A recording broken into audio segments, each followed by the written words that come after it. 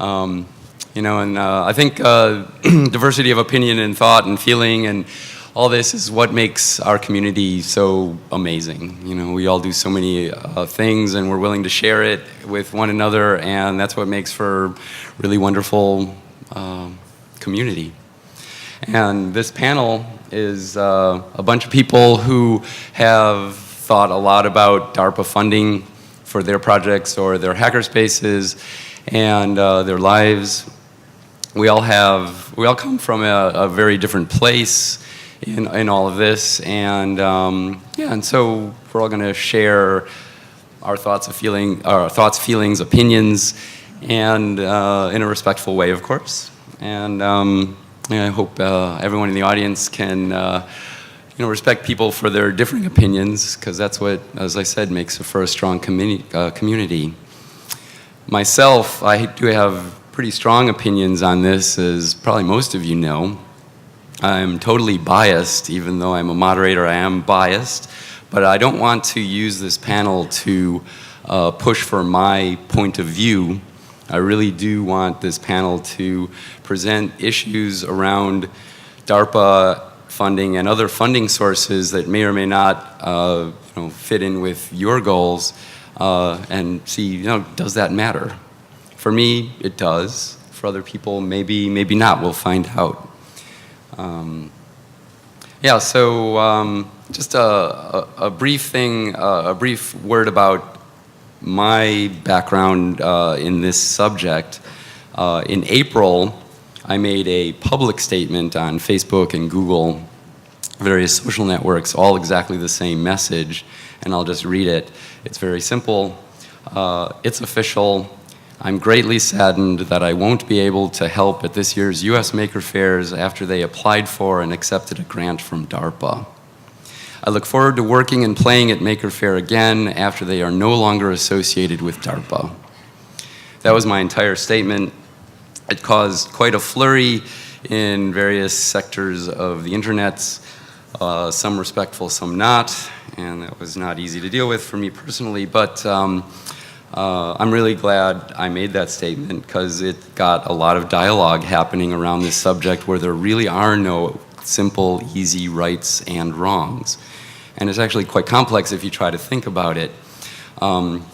Just for me, Maker Faire has been an incredible, unambiguously wonderful part of my life since the first one in 2006. I never imagined I would have to think about difficult issues surrounding my involvement with them.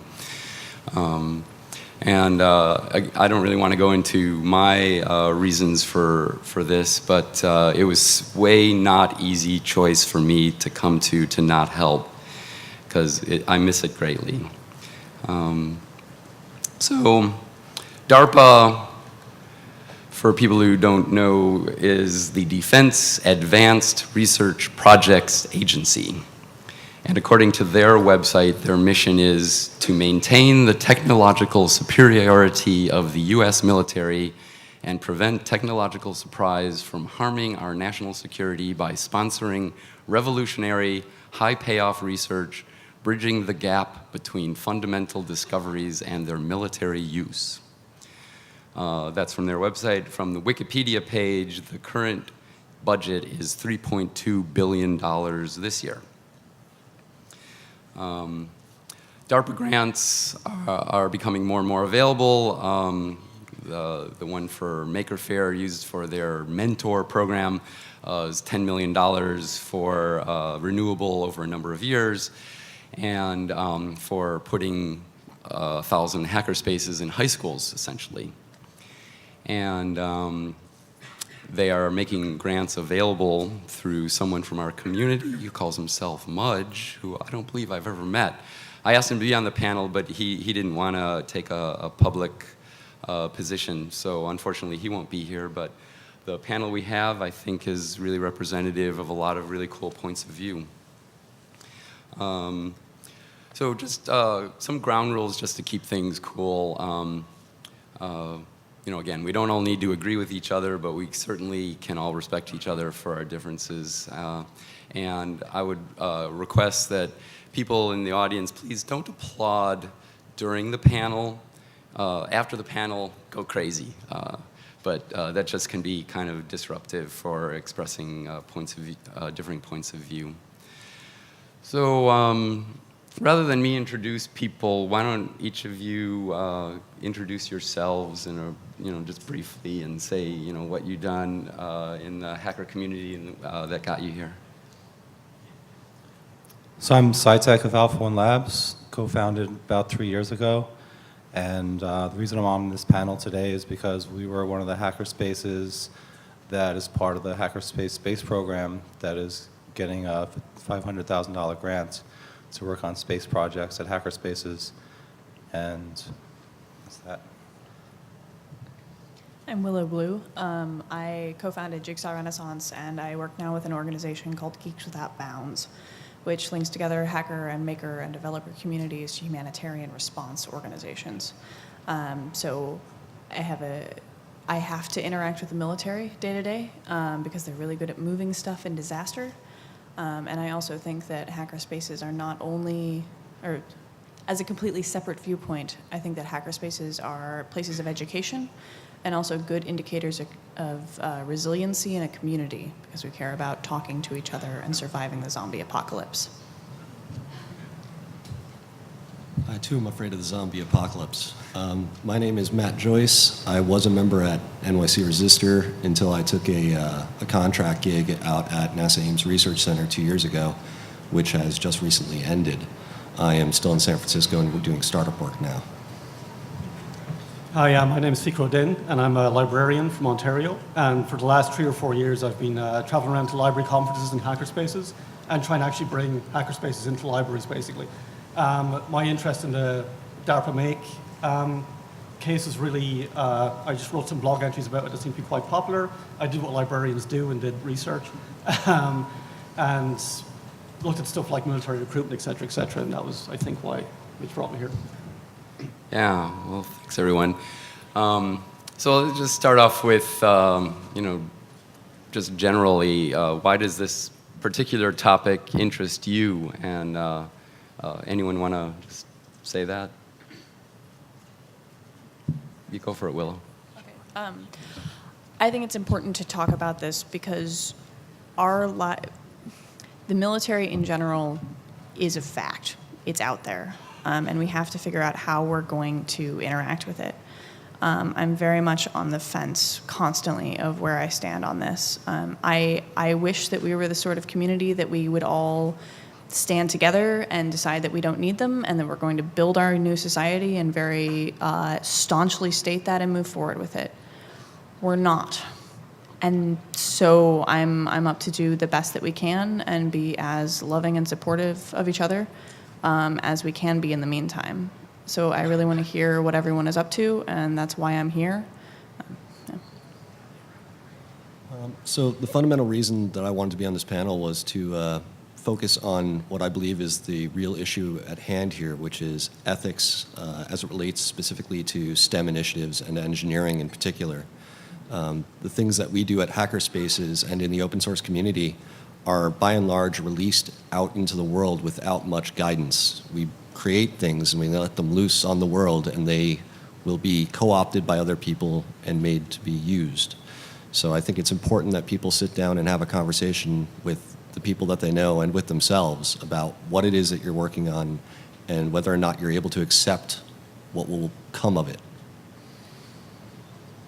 My main interest was the Make DARPA partnership, and again, for reasons very similar to that, it was problems of ethics, and there was very little discussion about this online, really, and it was the reason why I wanted to be here was to have more face-to-face discussion and to kind of continue the discussion about what's really a pretty complex issue.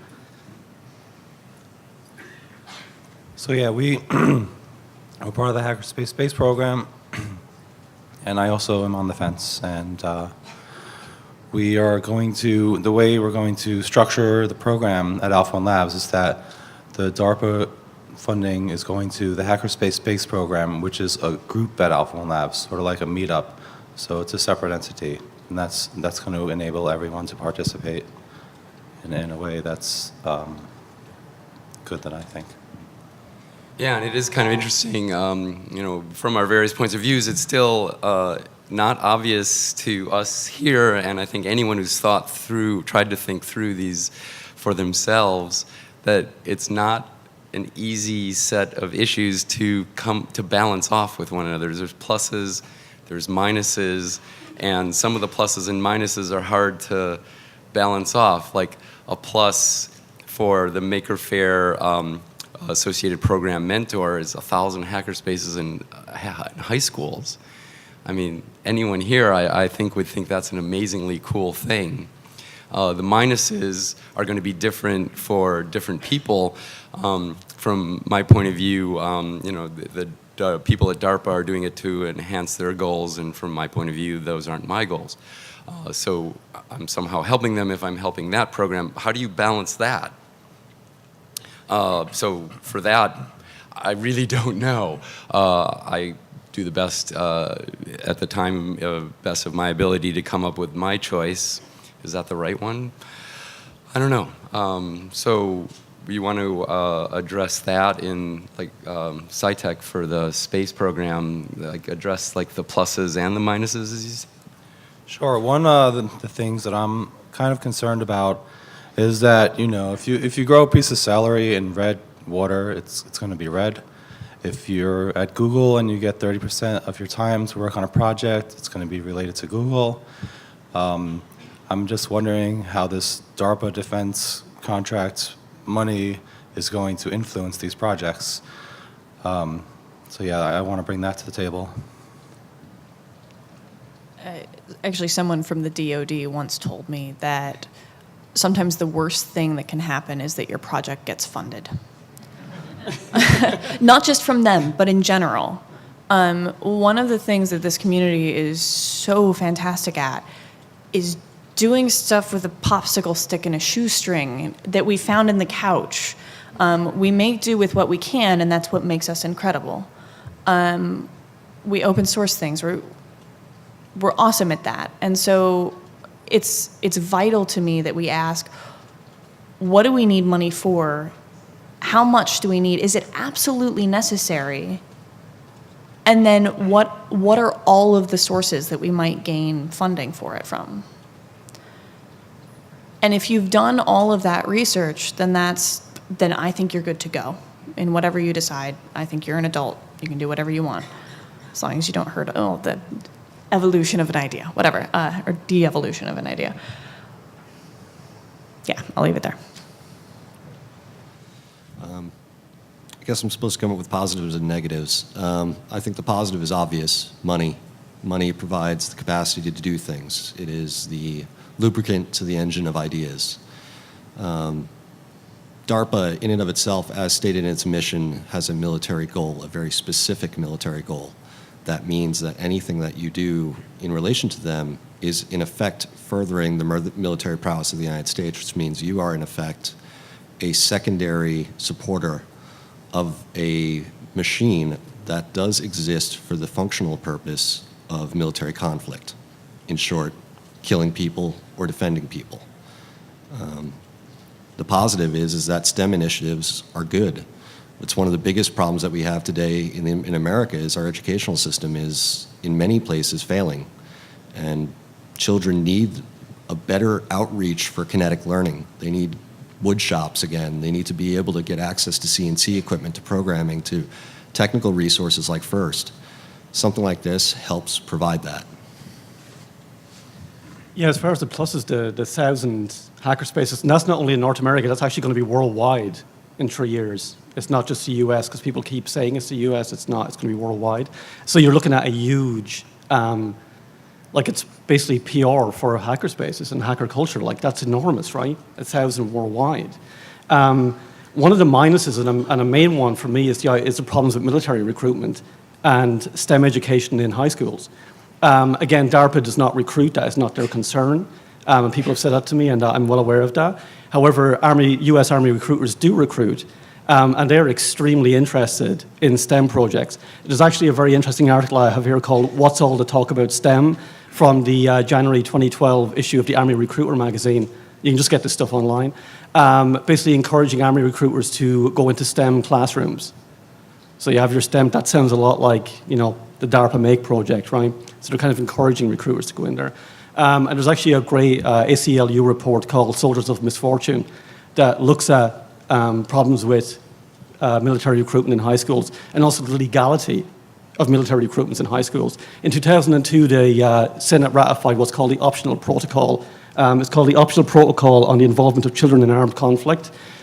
This makes it illegal in the US to try and recruit any child under the age of 17 involuntarily. If you look at the ACLU report, involuntary recruitment of children as young as 11 is very common in the US. And we know Army recruiters go after, minorities and, people from the working class, for example, tend to be targets for recruiters. So again, as a minus, for me, that's a really big one. You have basically hackerspaces in high schools being used to facilitate military recruitment. And in this case, which may be illegal. So I have a follow-up to that. Yep. I went to school in the Midwest, a very rural area. There are already recruiters that are there all the time. And my personal opinion is that the best thing you can ever give anyone is more knowledge. And so they're already there, and we can keep pushing them out and trying to push them out. Mm-hmm. But I don't understand how that it's a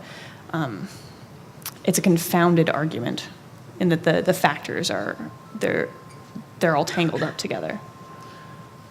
Sorry, go ahead. I just wanted to add a positive note. Do you have a response to that? You want to respond to that quickly, and then I'll add on to it? No, go ahead. So,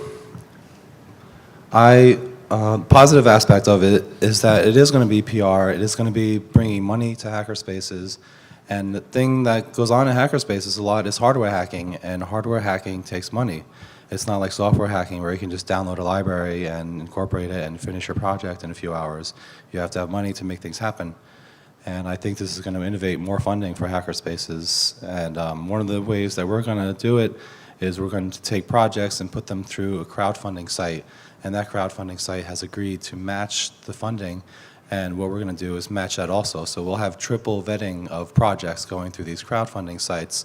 So we'll know which ones are going to be good to make happen.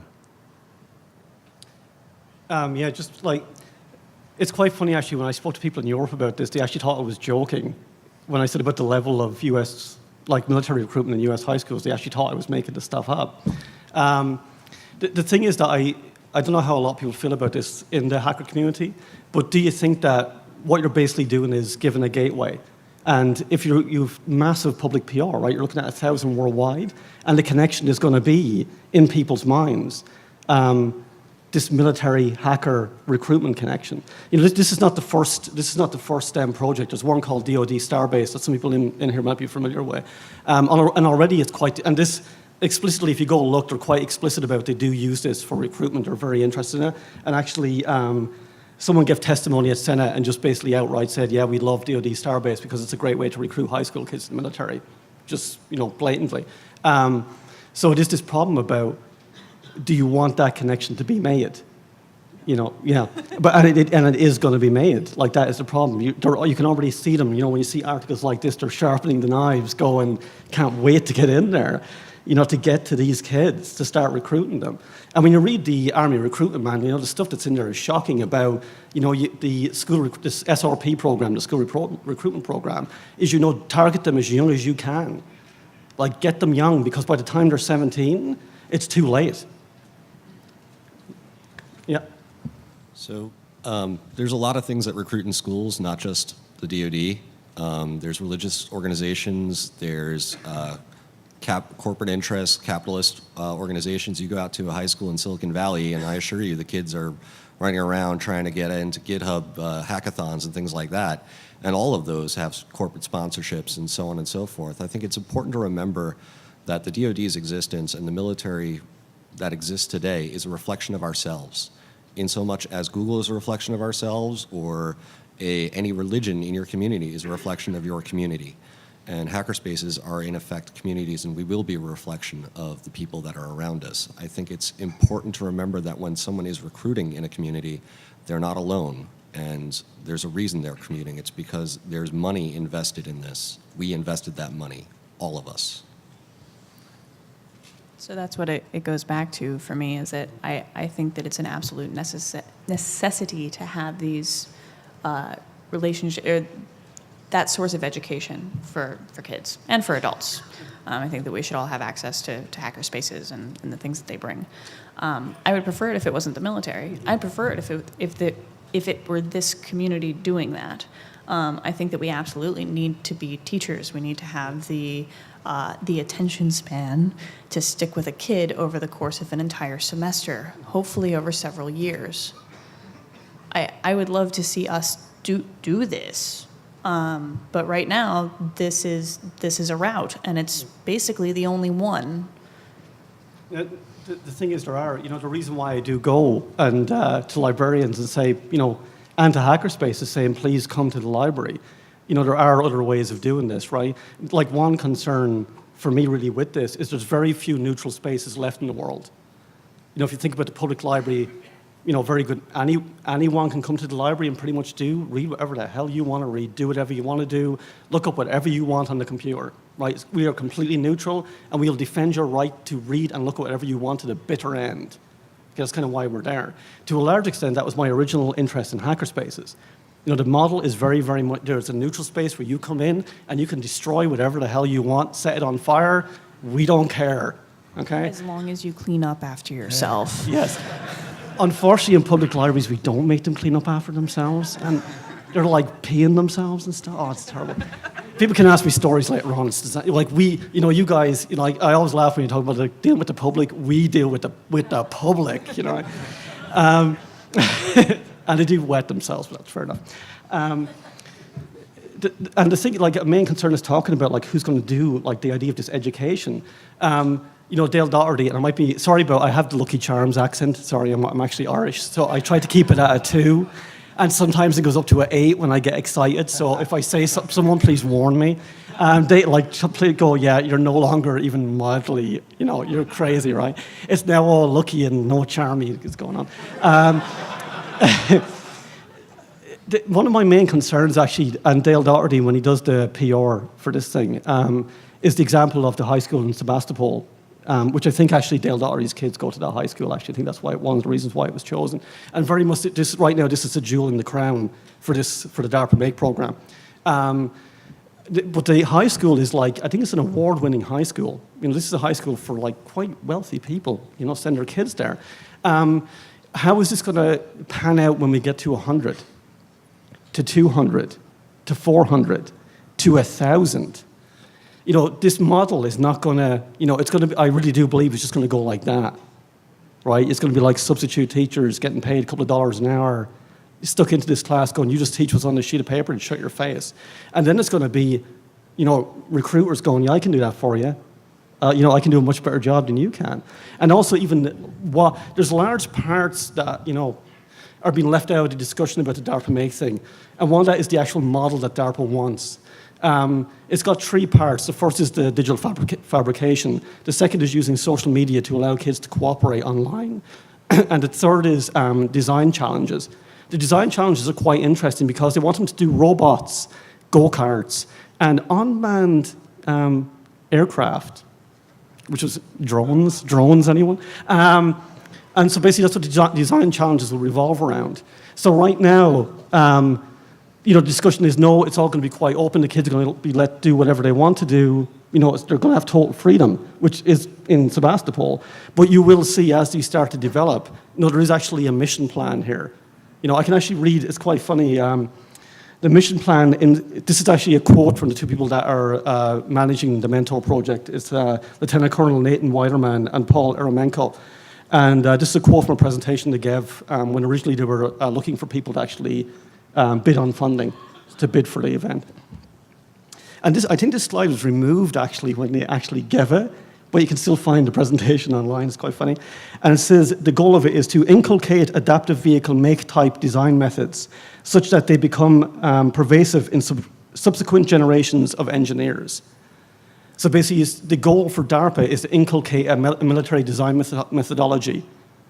into high school kids. Let me interject. So Yeah. you've been saying a bunch of interesting Yeah. points. There's probably Sorry. other people who want Yeah, to sorry. say. So SciTech, you've been wanting to talk. Yeah, I think every contract is different, and one aspect of our contract is that we won't be able to collect names, and I think that touches on the recruiting aspect, and there's not going to be any names involved. So, Yeah, I was talking to Jerry Isdale earlier with SciTech, and he mentioned that there's specific clauses about recruiting not being allowed, and I think that ties back into the legality arguments.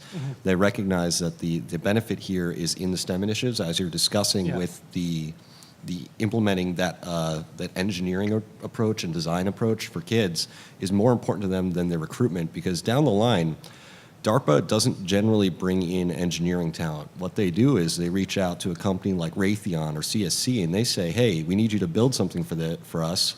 Would you like to bid on the contract? So the reality is many of the kids who would benefit from the DARPA STEM initiatives aren't going to be recruited into the military. What they're going to be doing is they're going to go out and get a job with the defense contractor, or maybe with Intel, maybe with some cooking manufacturing company. You never know. But I think that you're now at odds with yourself on their mission statement. I don't think that they can actively recruit while being an education initiative because of the laws around recruiting in schools. So as far as the quadricopters and unmanned vehicles in general, those are some of the best puzzles out there. And I like quadcopters. I would much prefer that we also learn that because it exists now. We can't just ignore it and it'll go away. It's not like your ex or what we hope happens. Right? I had a very nice quadcopter deliver me beer the other day. Like we can do amazing things with this. And so, and also that is already at the state that it is, state of the art that it is. Introducing school children to how to build robots is not going to help the military right now. Like I know that, and as far as their methodology, they get shit done. Like we need more rigor in what we do. We need more documentation. While I don't agree with inundating the ethics of it, I do agree with getting more of those values of just process. I think that's good. Do you think it's possible to separate those two? I think if we have enough conversations around it and continue calling each other out on what is ethical and what is not, I think it's definitely possible to separate those things out. I'd say from a military standpoint, you'll look at a line soldier. What they're taught is they have to obey the chain of command. When you join the United States military, you're given a gun, you're pointed in a direction, and you're told that you're allowed to shoot certain people, you're not allowed to shoot certain people. There's something of a suspension of morality that occurs there. You're allowing somebody the opportunity, or not even opportunity, they're being told that it's okay, and you're now a hero, you should go out and kill people. It's something that nobody wants to do. No one wakes up in the morning and wants to go out and shoot someone. In fact, many soldiers fire high when they first start combat. The reality is that the way the military exists today is that the people running around in the field have suspended their morality and they're following command regulations on what they're allowed to shoot at, when they're allowed to shoot. And they're expecting their leadership and their elected representatives to provide guidance in what is ethical, what is right. So I would say that to a certain extent, you do have to recognize that some of the process that exists inside of the logistics of the United States military is built around that mechanism. And yes, some of it's probably difficult to disassociate. Those chains of command are starting to be flattened in some ways, though, where now it's not quite to the individual yet, but they're working on it, moving where it's just, here is your objective. The unit figures out how to do it. And I know that the military does some horrible things that are unacceptable, and that ties very deeply to what our politicians think are the best routes. And we, again, take on some responsibility, figure out how to interact with that or how to actively tear it down. But it's moving away from that, and that adaptation is also going to allow disaster response to happen in a much more effective way. most of the time people will try to solve, which is a false word, a situation without harming anyone. Yeah, well, let me go off a little bit different direction. So one of the things I totally love about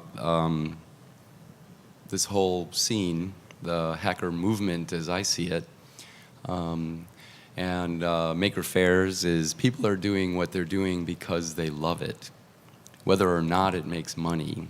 And that's one of the reasons that it was such an incredibly high experience for me the first time I went to a maker fair. There were 20,000 introverted geeks all wanting to share enthusiastically the projects that they love and learn from other people doing the same, like here. This is what makes this place, here are 2,000 of our closest friends all sharing what they love. Money can change that. Here we live in, we're surrounded by the United States and the rest of the world, our modern world. It seems to be more and more about money than anything else, even if money doesn't particularly make people happy. So I wonder if you can address that. So in the particular, the grant for the Maker Faire, it's $10 million is my understanding. To be given possibly over a period of years, renewable each year. What are people willing to do or not do in order to make that funding more likely, and does that change things? So that was kind of a leading question, but seriously, what do you think of all that? I think the HSP program is prepared for a wild ride here, and Hackerspace space program, and yeah, I just hope that we're going to see some amazing, awesome innovation and inventions and things come out of it. But I definitely know it's going to be a wild ride. Do you want to go? I will say that grant initiatives are something that many hackerspaces have looked into. I know many hackerspaces have attempted to get grants. And if you've ever gotten a grant or work in research, you know that getting your first grant is the hardest. If you have no back history or no one on your board that's had or worked in large grants before, you're almost immediately shot down. So the DARPA proposals that are coming into hackerspaces are providing an avenue for future grant money to come into hackerspaces, providing greater legitimacy and a capacity for your local hackerspace to reach out to local community colleges and local government on a more equal footing. I think there's certainly a huge amount of benefit outside of just the monetary value. $10 million is not that much on a national scale. It's effectively being able to give like a penny to every kid in the country. It's not much. So I think the real benefits are in the future. So how many people here pay dues to a hackerspace? Okay, how many do it with any regularity? Okay. So as someone who has had to make sure that the bills can get paid, it's really stressful, especially because the hackerspace that I co-founded was not backed by wealthy people. We didn't have someone who could swoop in if we couldn't make rent and just pay it. And if we really wanted to make it happen, we had to figure out how. This ties very much into just general maintenance of things. That it goes to the cleaning up after yourself. It goes to the amount of social responsibility that you take on that includes taking out the trash sometimes and doing the dishes, not just your own, but also the extra cup that was left there, that allows things to continue in a sustainable fashion. And sometimes looking at a very large chunk of money and seeing that you could just focus on the things that you love for a while and see them come to full fruition is incredibly, incredibly alluring. And so if we're all able to contribute a little bit more consistently, these sorts of things are less alluring. Yeah, actually, it connects quite nicely to that. It's one of my biggest disappointments, actually, with the DARPA Make thing was I really didn't feel that Tim O'Reilly and Make had to go to DARPA for $10 million. That's not a lot of money. And I really do believe there was, it's Tim O'Reilly, for God's sake. If the guy wants $10 million, I'm pretty sure people will be more than willing to, do that for him. I think it could be done. And you'd have basically none of these issues at all. And I think when William Binney, I don't want to be unkind here, I'm not trying to, but when William Binney talked about government feeding, I think that might be a little, again, you can never tell, but I get the feeling that might be kind of why that route was taken of we can get 10 million, well, if we can get 10, well, we can get a lot more for something similar or whatever. I think it's important that this community remembers that when Make is not in the business of helping our community, they're in the business of helping every community. And getting out beyond this community means getting big names involved that everyone can be aware of and have some level of respect for.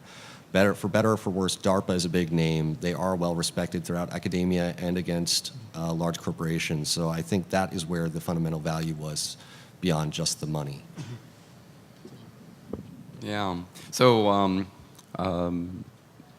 no one really addressed the point I was trying or attempting to make about, does the money change what people are willing to do or not to do in order to get more money? And in that way, it becomes less about doing what we love.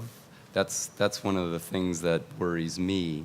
Do you have concerns like that, or does that is that just like my point of view and you have a different one? What anyone? That's sort of like what I mentioned before of Google giving 20% of like your own time to do whatever you want. However, it ends up being like Google stuff. So I feel like this DARPA money is going to end up being like DARPA stuff. So I think it absolutely depends on the person. There are people out there who see the value in money. Pun? Yes? Icebreaker? No? Okay. I'm trying. But for someone like me, I've been poor for most of my life, pretty incredibly poor, especially if we were to look at the demographics of this room, because no one could pay me enough to not do what I love, like to take time out of my day to go and do something else. So when people have offered money for things that I didn't care about, I'm fine eating ramen. That's cool. There are other people who don't want to do that, who see other ways of having a fulfilling life. So it absolutely depends on the individual and the group. I think the way I see it is it's a difference between you looking at like one homeless guy walking down the street and going, I'm going to help this guy out. His name's Ted. He wants to get a hamburger. I'm going to sit down and buy dinner for him.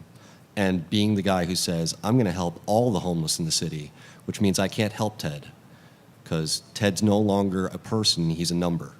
I think when something becomes a business or becomes a $10 million grant project, it stops being very personal. It becomes, I have to go by the numbers. I have to reach the greatest level of efficiency. I have to start doing this in an analytical fashion. I have to suspend the absolute morality and make it about the ends justify the means to a certain extent. And I think that there is a definite switch in most people to what extent they choose to go in either direction. I think that's probably what I would see as the difference. Yeah, actually, that pretty much is exactly public libraries is that huge problem, right? Of, you have your library might exist in a community, but you might be one library in, a system of 40, where now you have to answer to, the systems are different in the US, I know they all vary, but you may have to answer to your municipality and board about what you do. So it no longer becomes, you'll go to a library and the people in that library will know every single person that comes in. But at the end of the day, if there's, something they come in for a program or whatever and that needs to be cut, it's gone. It doesn't really matter what, how passionate the librarians are about it or how important it is. So yeah, it does have a huge impact. So that ties into me why it's important that your spaces be community-based, because then it's the members who decide how it goes. If a library were supported by the individuals who are a part of it, then they have much more say, which is good and bad, right? Sometimes you have a community with really awful viewpoints, like we were just talking about in the Hackerspace panel, that nationalists that didn't want to go to the third hackerspace in the city because they were right next to the LGBT community and the center of culture, because they didn't want to be near those people. Like, we don't want those people in our community. We don't want them to have a space. At least I don't. I don't think they deserve one. But so that balance of having someone. Yes, I think you all get what I'm saying. Okay. And actually, it's quite interesting. The only reason that libraries function the way they do is because they, in general, all librarians agree to a set of ethics that are laid down by ALA, Ontario Library Association, stuff like that. They're not binding. It's completely voluntary. That you know, and so all library now, you know, again, there's laws, you know, that libraries have to be completely neutral. There are like legal aspects, especially in Canada, to that. But the thing is, that doesn't map onto hackerspaces at all. So, you know, I've had terrible experiences in hackerspaces and amazingly wonderful ones. So even though it might be, yes, it is a community, because there's no overarching ethics in the space itself that is like written down and we all agree, like things about sex, race, and gender. You know, if you make sexist joke, you know, if you make jokes about sexual assault, you will be kicked out of the space. I was just speaking to somebody about this incident that happened to them, actually. So again, I think that would be certainly, if Hackerspaces were looking for a model to look to libraries to how to actually handle issues around neutrality, I think it's a really good one to look at. We've been doing it for so long. Yeah, I think that was an excellent point, that the money is just going to be distributed and everyone's going to become numbers. And I think the responsibility of the programs at the Hackerspace should be to bring it back down to a personal level and treat these projects individually. And I also personally don't want to see these being tainted in the DARPA direction. I want them to be moving towards innovation and actually not defense. And you know, that's just my personal opinion. Yeah, so we got like 10 minutes left, so I was thinking it would be cool for people in the audience, if you have questions, to ask and line up, and so maybe a couple questions. Most questions at Hope. Might be curious to have answered. Be nice to each other. No questions. Don't hurt anybody out there. Also be succinct in your questions or comments, and we will try to do the same. So go for it. Thanks, great panel. Very insightful. So the problems of receiving funding ethically are not new. So there's sort of organizations, 501c3s, that decide that they're only going to receive money in amounts that don't make them beholden to the organization giving them money. So I was sort of wondering if you could possibly speak to something like that when receiving funding from something like DARPA, right? Because I mean, Anyone want to?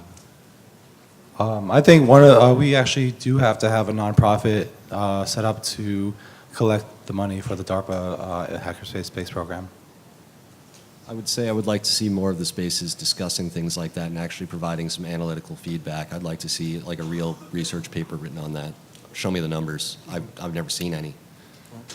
I would like to see that every project that receives money include not just padding, but also an endpoint, so that it's not based on continuation of funding, so that they don't have to keep going back to see the end of it, but it's done at the end.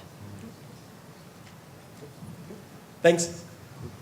I've been thinking about this issue for a little while. I'm not going to be that succinct, sorry. I work for a company that contracts to the USGS, mostly earthquake monitoring software. We were doing some work, and there was going to be some work for geothermal monitoring, and it was going to be at China Lake, and it was going to be at the Navy. And I wouldn't do it. I said I didn't want to do that work. And my left liberal colleagues got really angry at me. They were like, look, you have to see it's geothermal, it's good. It's the only way this technology is going to get out there. It's going to, if we don't advance it here, the military has the money to make this happen. And, you know, it's not going to happen otherwise. Here's your chance to make something really good happen. Who cares who's paying the bills? This is a good thing. And I guess I come from the point of view where, you know, you look at the website for what DARPA stands for, it specifically is for defense and killing people, and I don't want to do that. But how much will I do? I'll be a little piece of that, maybe or not. Will I kill people? No. Will I make software that might kill people? Well, no. Or will I just help this? It's a geothermal plant. It's just energy. And we vote with our taxes for the military. We have more control maybe over the military than we do over corporations because the government says something about what the military does. So I guess, I don't know, all of that is just running around in my head, and I'm always just trying to figure out where you can go with it. Yeah, the point I think you're making is one I've thought of too, is like, where do you draw the line? All of us in this room probably pay some taxes or have at some point in our lives. That means we're in some ways supporting things that we don't agree with. Will you go out and build nuclear weapons that are targeted to civilians? Probably no one in this room will do that. Will you work on a program that works on creates something that might be used by the military? There's all these gradations, like you were saying. So where do you draw the line? And I don't know. Do people want to address that? I would like to say this.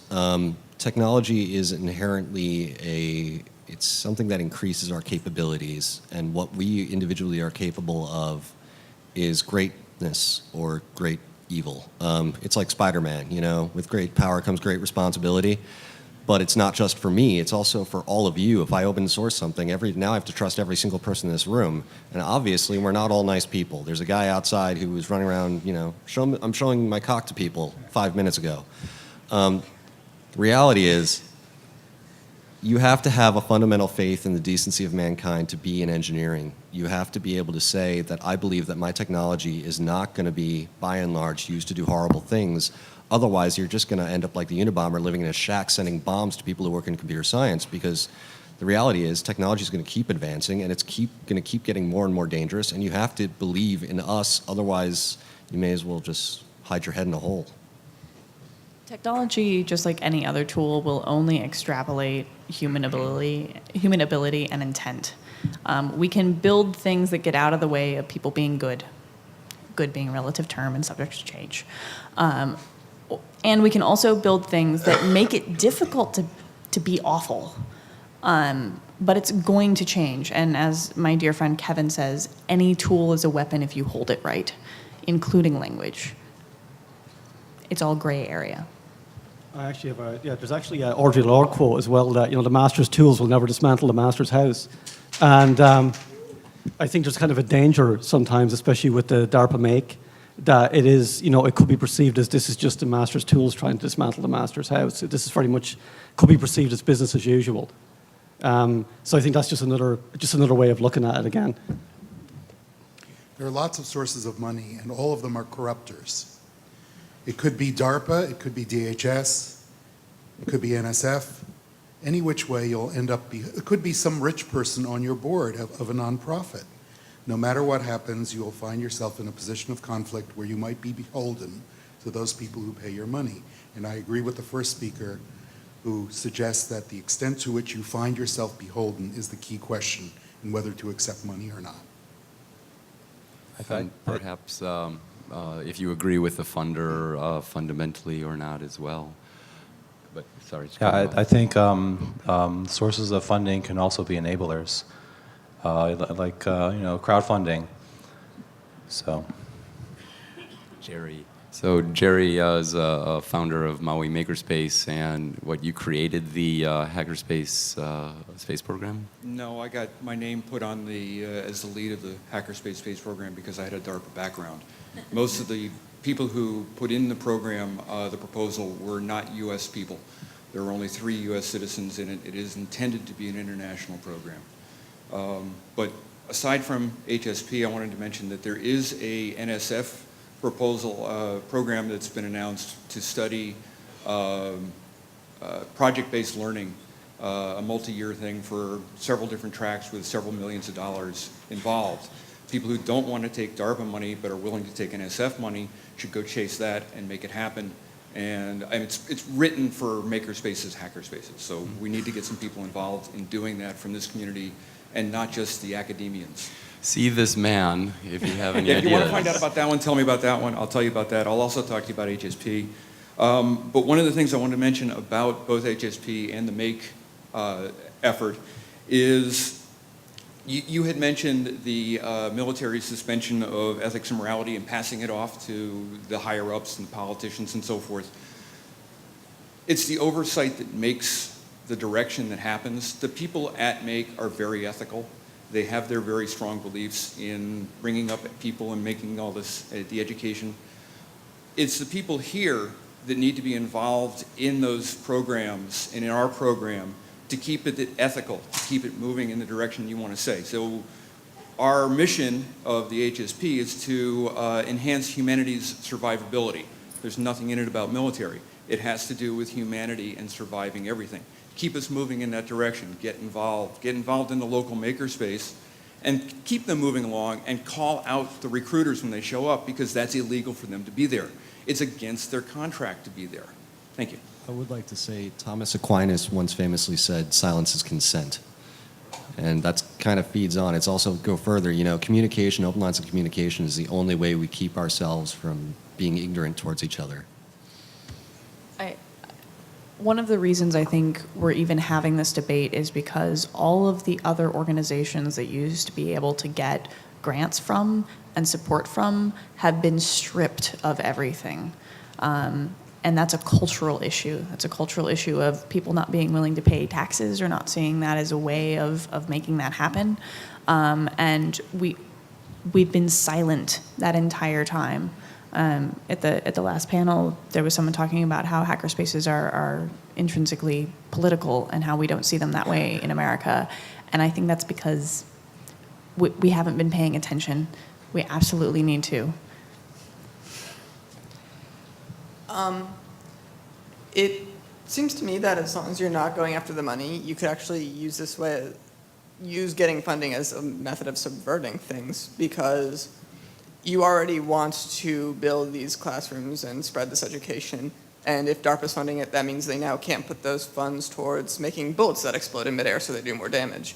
And if someone wants to send recruiters to that, well, they probably already have those recruiters, and now they can't send them somewhere else. And now they have to share a space with someone who's going to be trying to instill more ethics and someone who's going to try and mitigate that, which decreases their effectiveness.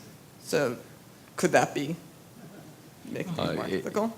Everyone here has thought of this, and it's unfortunately not as easy as all that, but I won't say my opinion. So, I would say I'd love to see a soldier building a house rather than, blowing it up any given day of the week, and I think that's true of most people.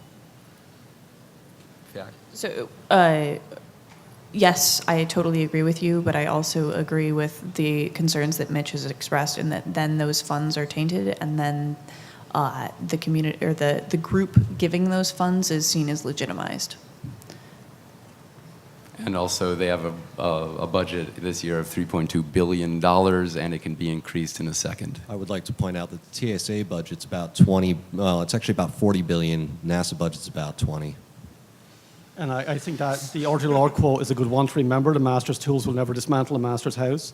I think you always want to be very, very careful that precisely put some serious thought into exactly what the end goals are and what this can lead to, no matter what benefits you might see at the time. I think that's an excellent point, and that's what we're going to do. We have time for more questions? One more. Okay, so this is the last question. So on education, I totally agree that classrooms need more soldering irons and CNC machines and, et cetera. And what I'm kind of worried about is that a lot of the kids today are going to get, these great, engineering problem-solving skills, but not critical thinking skills. And have any response to that or ideas of how that applies? I can totally take this one. Oh, man. Okay. So the last few years I've been a part of something called School Factory and Space Federation. We care about hackerspaces becoming the schools of the future. You might be able to tell from some of the things that I've said earlier. even just putting shop classes back in schools is not going to solve the problem. Because you used a drill press does not mean you suddenly have the ability to even build a chair. So for me, it's awesome because suddenly people have access to tools and equipment and hopefully say, oh wow, and this other person came in from, apparently they do this outside of school and I kind of don't like being in school, so I'll go hang out there instead.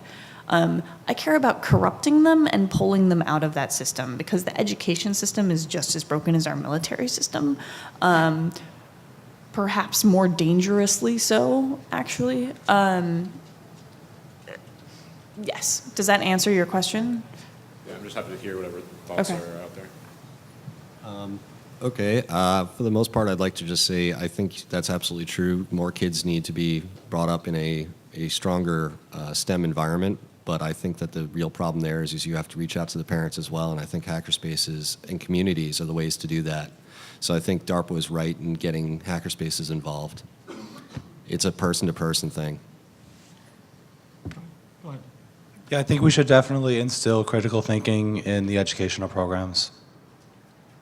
Yes, please come and invade the library. If you have 5 minutes during the week. We have space. We sometimes have money, allegedly. And if, we are basically all about critical thinking. And really, if you want a truly neutral space to do hacker stuff, the library's pretty much it. If you want to. Yeah. Did you hear about what they did in Texas? Like, you can't even bring up critical thinking in any class because it might undermine the beliefs that the parents are trying to instill in their children. Well, It's awful. the problems Let's with fix the it. education system are many and huge and perhaps insurmountable. And this is one of the great reasons why hackerspaces are flourishing in our country, because it fills some of that horrible void. So I hope this panel has been informative for people in seeing that these issues really are important to think through, because this affects the future of us individually and collectively as a community and the whole hackerspace movement. So, and there's no rights and wrongs. So please keep talking about this, and let's see where we are in a few years as a result of the thinking and talking and discussion in our community in the future.